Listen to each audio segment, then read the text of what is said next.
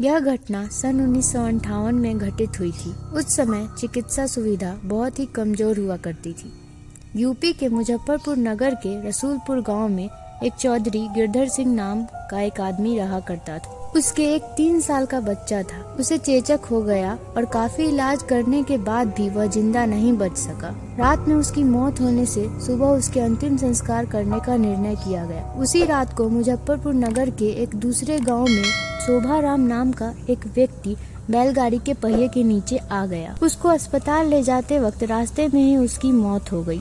मृतक के घर वालों ने उसका दाह संस्कार कर दिया। दूसरी तरफ जब रसूलपुर में उस मृत बच्चे को दफन करने के लिए जंगल जाने लगे, अचानक रास्ते में उसके शरीर में हलचल हुई और वह उठकर खड़ा हो गया। लोग यह देखकर दंग रह गए, लेकिन बाद में उसको जिंदा देखकर सभी खुश हुए। लेकिन लोगों को यह पता नहीं था कि उस बच्चे के शरीर को किसी और की आत्मा ने जकड़ रखा था। उस 3 साल के बच्चे में 23 साल के शोभाराम की आत्मा घुस चुकी थी। वह अलग जगह पर आकर बहुत परेशान हो रहा था और खाना खाने से मना कर रहा था, लेकिन बड़ी मुश्किल से समझाकर उसको खाने के लिए राजी किया। एक दिन वो बच्चा अपनी माँ के साथ उसके ननिहाल जा रहा था कि अचानक रास्ते में वह जगह आई जहाँ शोभाराम की मौत हुई थी। उस बच्चे ने इशारा करके बताया कि यह रास्ता उसके गांव की ओर जाता है। उसकी माँ उसकी बातों को अनसुना कर उसके ननिहाल चली गई।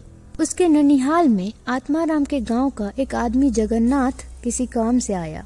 आत्माराम की आत्मा ने उसको पहचान कर उसे आवाज लगाई। जगन्नाथ को बच्चे के मुंह से अपना नाम सुनकर अचंभा हुआ। जगन्नाथ के पूछने पर उस बच्चे ने उसका पूरा इतिहास बता दिया और बोला कि मेरी मौत से पहले ही तुम लोगों ने मुझे जला दिया। और इस बच्चे के खाली शरीर को देखकर इसमें रहने लग गया। जब जगन्नाथ ने यह बात अपने गांव में बताई तो उसके पूरे परिवार के लोग आत्माराम से मिलने चल दिए। उस बच्चे ने सबको पहचान लिया और वह उनके साथ उनके गांव चल दिया और उसने वापस रसूलपुर आने से मना कर दिया, लेकिन लोगों के समझाने पर मान गए और रसूलपुर जाने को तैयार हो गया। इस तरह वो 2 परिवारों को साथ लेकर चलता रहा। इस कहानी से हमें यह पता चलता है कि यदि कम उम्र में किसी की मौत हो जाती है तो वो अपनी अधूरी इच्छाओं को पूरा करने के लिए किसी के शरीर को इसका जरिया बना सकती है। दोस्तों, मैं आपको बताना चाहती हूँ कि ये तो कहानी है, लेकिन हकीकत में ऐसे कुछ मामले हैं जिनको कोई पहचान नहीं पाता है। तो कैसा लगा आपको यह कहानी? नीचे कमेंट बॉक्स में जरूर बताइएगा।